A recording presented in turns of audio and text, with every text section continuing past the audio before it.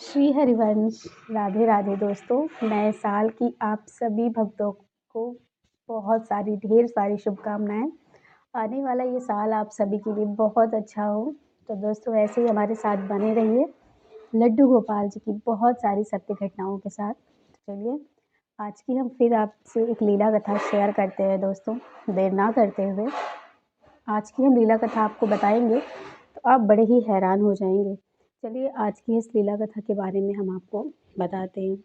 दोस्तों लड्डू गोपाल जी की सेवा हम सब करते हैं और हम एक जैसे हम छोटे बच्चों को पालते हैं, फूल जैसे बच्चे की सेवा करते हैं, वैसे हम अपने गोपाल जी अपने कन्हैया की भी सेवा करते हैं। लेकिन आज मैं आपको दिल्ली के मायापुरी में रहने वाली वंदना जी की आज मैं आपको कथा सुनाने जा रही हूँ दोस्तों, जो उन्होंने मुझे भेजी है।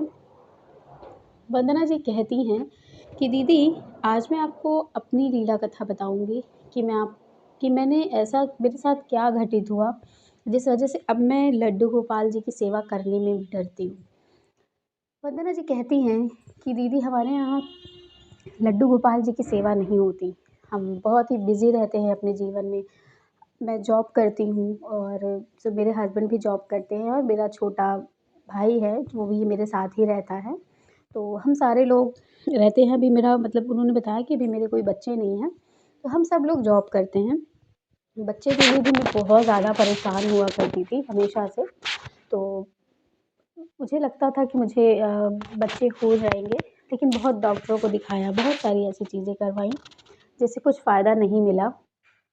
तो वो कहते हैं ना कि इंसान को जो समझ आता है, जो बन पड़ता है, उससे वो करता ही करता है। तो उन्होंने कहा कि मुझे फिर एक आंटी मिली, उस आंटी द्वारा मुझे ये पता चला कि हमें गोपाल जी की सेवा करनी चाहिए।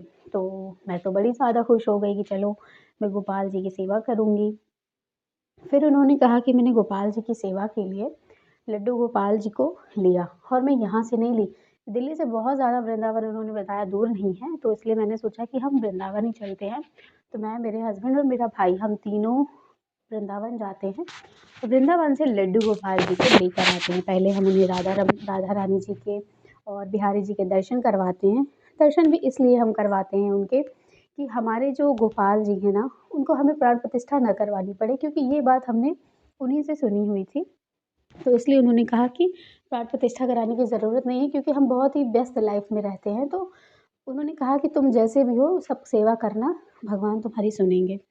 उसके बाद दोस्तों वो कहती हैं कि मैंने उनकी बात सुनकर मैं लड्डू गोपाल जी को मैंने दर्शन कराया बिहारी जी के, और फिर मैं उन्हें अपने घर लेकर आई।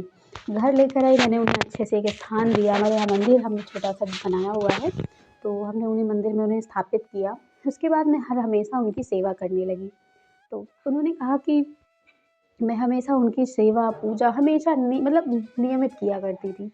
उसके बाद वो कहती हैं कि जब कुछ 1 महीने बीत जाते हैं, फिर मुझे जब पीरियड्स का टाइम आ जाता है, तब मुझे तो ध्यान ही नहीं पड़ा कि अब मैं क्या करूँ? फिर मुझे उनकी बात याद आती है उन आंटी की। फिर मैंने उनको कॉल किया तो उन्होंने कॉल भी नहीं उठाया। और भी बहुत सारे लोग थे जिनसे मैंने संपर्क किया ये पूछने के लिए कि मैं पीरियड्स में सेवा कर सकती हूँ कि नहीं। उसके बाद उन्होंने कहा कि जब मुझे किसी से ये बातें नहीं पता चली, तब मैंने यूट्यूब खोला और यूट्यूब पे मैंने सर्च किया कि क्या हम गोपाल जी की सेवा कर सकते हैं। तो उन्होंने कहा कि दीदी मुझे एक वीडियो मिली। उन्होंने कहा कि जब मुझे एक वीडियो मिली उसमें लिखा हुआ था कि हम भगवान की सेवा, पूजा नहीं कर रहे हैं, सेवा कर रहे हैं, तो हम सेवा के दौरान में हम उनकी सेवा पीरियड्स में भी कर सकते हैं। तो कहती हैं उसके बाद मैंने ज़्यादा नहीं देखा, बस मैं सिर्फ सुनने के लिए, मैंने ये जानने के लिए किया था, क्योंकि मेरे पास इतना वक्त नहीं था कि मैं इतना जानूँ, सोचूँ, समझूँ। उसके बाद उन्होंने कहा, मैंने शॉर्ट वीडियो ही देखी थी। उसके बाद तुरंत ही मैंने वीडियो को बंद किया और मैं तुरंत लड्डू गोपाल जी को मैंने नहलाया, धुलाया, सब कुछ किया, उनको भोग लगाया, हर चीज़ किया। इसी तरह से लगातार मैंने 5 दिन किया और मैं इसी तरह से, उन्होंने कहा, लगातार मैं 3 महीने तक उनकी ऐसे ही, जब मुझे पीरियड्स हो जाते थे तो मैं उनकी सेवा करती थी, क्योंकि मैं भी काम पर जाती, हस्बैंड भी जाते और मेरा भाई भी जाता। तो कोई वो नहीं था कि कोई हमारे घर में कोई दूसरी लेडी भी नहीं थी कि वो सेवा कर पाती। उसके बाद उन्होंने बताया कि धीरे-धीरे ऐसे ही समय बीत रहा था। इस बार फिर से मेरे पीरियड्स आए। फिर उसके बाद जब मेरी इस बार पीरियड्स आए तो मुझे लगा कि पता नहीं क्यों मेरा मन बड़ा ही अजीब कर रहा था कि मैं लड्डू गोपाल जी की मुझे सेवा करनी चाहिए या नहीं करनी चाहिए। फिर वो कहती हैं वंदना जी कि दीदी मुझे फिर से वही बात यूट्यूब वाली आ गई कि यूट्यूब पर तो यही बताते हैं कि हम कर सकते हैं हम उनकी सेवा। तो कहती हैं कि बस इसी के वजह से मैं उनकी सेवा के लिए मैंने कहा कोई बात नहीं करते हैं। लेकिन वो कहती हैं उस समय मैंने सेवा करी, मतलब सुबह मैं लड्डू गोपाल जी को मैंने भोग लगाया, कुछ बनाया और भोग लगाया। भोग लगाने के बाद मैंने उनको सुला दिया। वो कहती हैं कि जब मैं काम पर जाती हूँ तो मैं लड्डू गोपाल जी को खाना मतलब खाने का भोग लगाकर, उन्हें सुलाकर उनके लिए मैं पानी रख कर जाती हूँ और जब मैं आती हूँ अपने काम से तो मैं उन्हें उठाती हूँ। उठाने के बाद फिर से मैं जो डेली रूटीन का होता है मैं वो करती हूँ। उसके बाद उन्होंने कहा कि इस बार पीरियड्स चल रहे थे मेरे, तो और मेरी छुट्टियाँ भी चल रही थी, मुझे ऑफ़िस अपने काम पर नहीं जाना था। तो उन्होंने बोला कि इस वजह से मैं आज नहीं गई थी और आज मुझे पीरियड्स भी आ गए थे, तो मेरे हस्बैंड और मेरा जो भाई है वो गया हुआ था। तो उन्होंने कहा कि मैं बस बैठी ही हुई थी और मुझे लगा कि लड्डू गोपाल जी का चेहरा बड़ा ही अजीब-सा हो गया है, क्योंकि मैं हर रोज़ देखती थी ना तो मुझे ये अच्छे लगते थे। लेकिन आज मुझे इनका चेहरा देखकर ना बड़ा बेकार-सा लग रहा था। मुझे ऐसा लग रहा था कि कोई मेरे लड्डू गोपाल जी को बदल तो नहीं गया, मैं यहाँ नहीं रहती थी तो। उसके बाद उन्होंने कहा कि काफ़ी दिन हो गए हैं उन आंटी के पास, लाओ मैं सेवा करती हूँ उनकी। तो उन आंटी के पास मैंने फ़ोन किया, जिन्होंने मुझे लड्डू गोपाल जी के बारे में बताया था। मैंने उनसे बात की, मैंने उनसे पूछा कि आंटी जी मेरे लड्डू गोपाल जी हैं, मेरे लड्डू गोपाल जी का ना चेहरा बड़ा ही बिगड़-सा गया है। ऐसा लगता है कि उनका मुँह टेढ़ा हो गया है, बड़ी अजीब तरह से मुझे ये लग रहा है। आंटी जी हँसते हुए बोली कि अच्छा, आज कन्हैया ने अपना मुँह घुमा लिया है, इसी बात से वो तुमसे गुस्सा हो गए हैं। तभी वो कहती हैं वंदना कि नहीं, मुझसे किसी बात से वो गुस्सा नहीं है। मैं तो उनकी सेवा पूजा अच्छे से कर रही हूँ, जैसे हमेशा करती थी वैसे ही किया। आज मैंने सोचा आपको फ़ोन करूँ।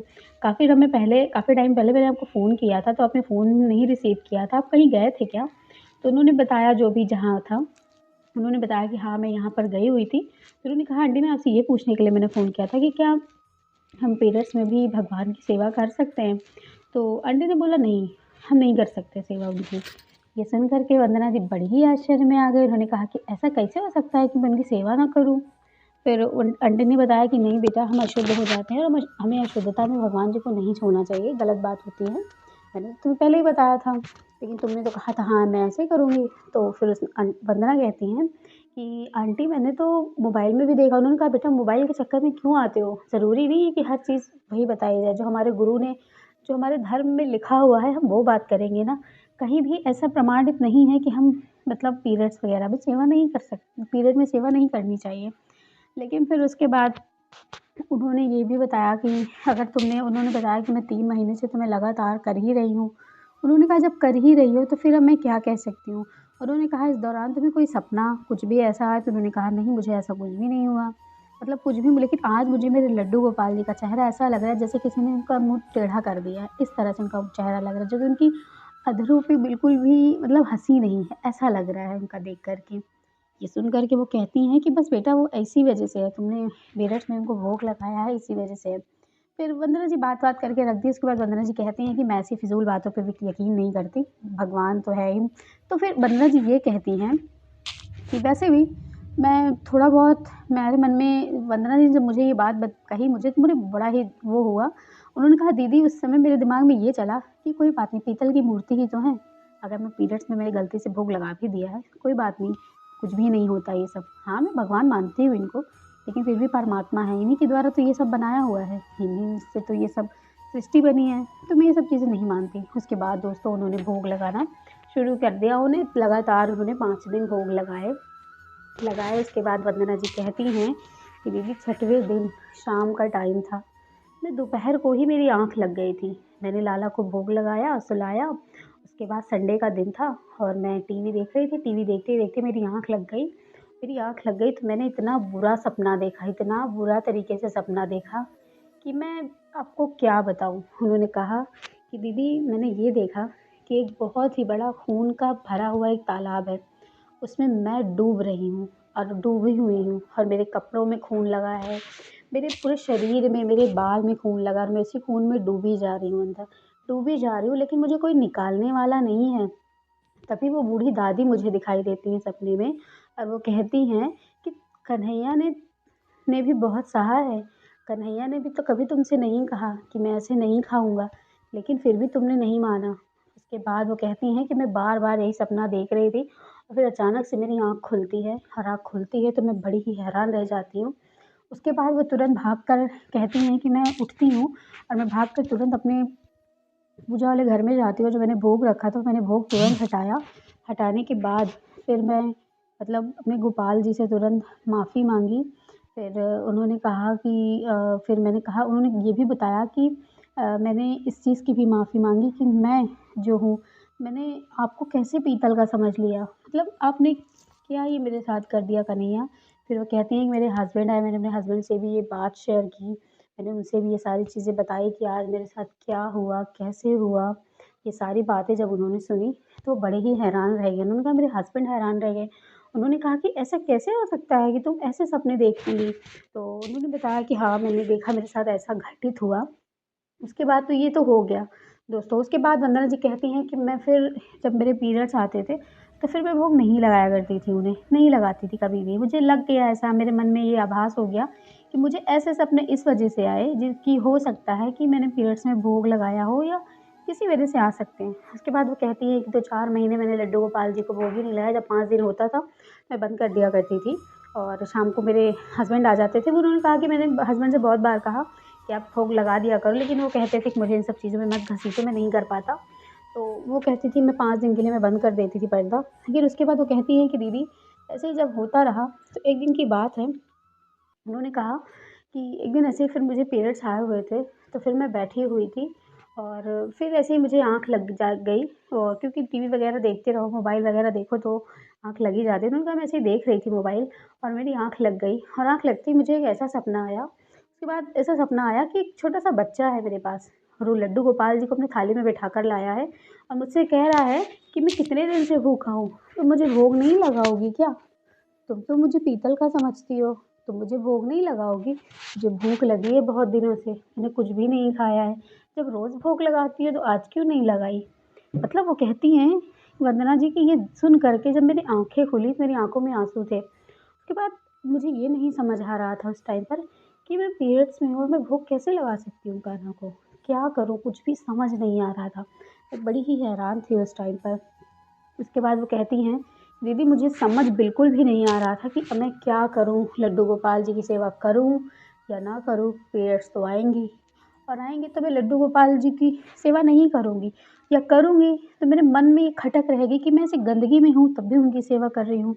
उसके बाद अगर मैं उनकी सेवा नहीं करती तो ऐसे मुझे सपने आते हैं कि मुझे भोग लगाओ, मुझे भोग लगाओ। मुझे समझ नहीं आता कि मैं क्या करूँ? उसके बाद उन्होंने फिर कहा कि मुझे हमेशा से दीदी ऐसे ही सपने आते थे। मैंने 2 साल लड्डू गोपाल जी को अपने साथ रखा। कुछ समय में मैं भोग नहीं लगाती थी उन्हें, तो मुझे हमेशा ऐसे सपने आते थे। कभी बच्चे के रूप में आते थे, कभी साक्षात कन्हैया आते थे बनकर, कभी ऐसे आते थे कन्हैया कि जैसे उनका पेट बिल्कुल पतला-सा हो गया है। मतलब ऐसे-ऐसे ही तरीके से मेरे सपने में वो आते थे। उसके बाद वो कहती है मैंने पंडित जी से भी पूछा, पंडित जी ने मुझे यही कहा कि बेटा अशुद्धि में हम भोग नहीं लगाते, लेकिन लाला तुम्हारे साथ ऐसा क्यों कर रहे हैं? वो कहते हैं भले लाला तुमको सपने में आके ऐसा कह रहे हैं, लेकिन फिर भी तुम भोग मत लगाना, शुद्ध हो जाना फिर भोग लगा देना। उसके बाद वो कहती हैं वंदना जी कि इन सब चीज़ों से मैं बहुत परेशान हो गई थी दीदी, बहुत परेशान हो गई थी। मुझे समझ ही नहीं आ रहा था कि मैं क्या करूँ? उसके बाद वो कहती हैं कि मैंने लड्डू गोपाल जी को अपने उठा कर के मंदिर में दे दिया। हमारे यहाँ जो पंडित जी जो मैंने उनसे पूछने गई थी, मैंने उनको भी पंडित जी को दे दिया। फिर उसके बाद मेरी दोबारा लाने की वहाँ से हिम्मत नहीं, क्योंकि पंडित जी मुझे हमेशा कहते थे कि बेटा ले जाओ, लेकिन मैंने कभी कभी लेकर नहीं गई हूँ। फिर मैंने उसके बाद फिर जब उन्होंने मुझसे बताया कि दीदी मैंने मंदिर में दे दिया, उसके बाद पंडित जी मुझे कहते हैं कि बेटा ले जाओ उनकी सेवा करो, लेकिन आज भी मेरी हिम्मत नहीं होती कि मैं ले आकर लड्डू गोपाल जी की फिर से पूजा कर सकूँ, उनकी सेवा कर सकूँ। उसके बाद उन्होंने कहा कि दीदी मुझे समझ में नहीं आया कि मेरे साथ क्यों हो रहा था।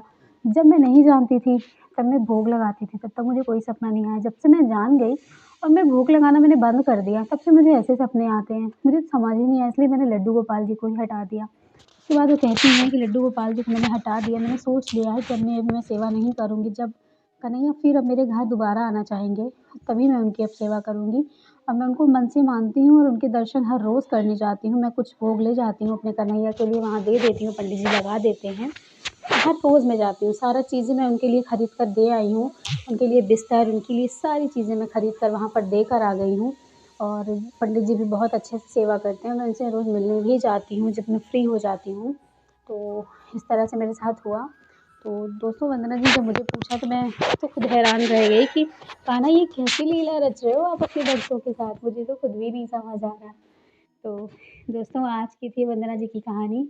तो वंदना जी के साथ ऐसी लीला हमारे कन्हैया ने घटित करी थी कि लड्डू गोपाल जी शायद उनके यहाँ से जाना चाहते थे या क्या था, ये तो मैं भी नहीं जानती हूँ, तो उनकी ही लीला वही जाने। तो चलिए दोस्तों, आज की थी वंदना जी की लीला कथा। आप सबको जैसी भी लगी मुझे ज़रूर बताइए, आप भी मुझे बताएँ कमेंट करके कौन-कौन है जो अपने लड्डू गोपाल जी की सेवा करते हैं।